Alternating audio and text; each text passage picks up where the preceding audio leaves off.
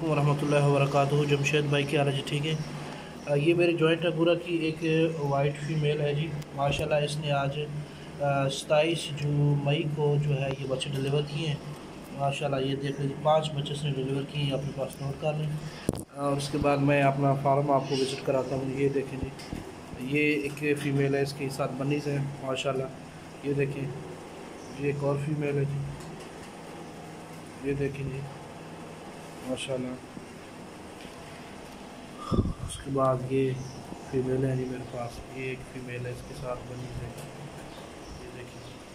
उसके बाद ये माल है मेरे पास, जो सारी फ़ीमेलें हैं माशाल्लाह, पहले क्लास की जो मेरे पास हैं। माल तैयार होने वाले हैं, ये मैंने रोका हुआ है। ये देखें माशाल्लाह,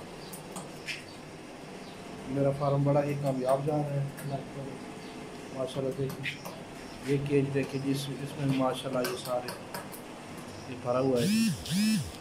ये जमी फार्म रैबिट फार्म के साथ मैंने कंडक्ट किया है, तो अल्हम्दुलिल्लाह ये देखें जी बड़ा ही अच्छा मेरा कारोबार जा रहा है। तो मैं सब दोस्तों के लिए दुआ करूँगा, अल्लाह ताला सबको बरकत अता फरमाए।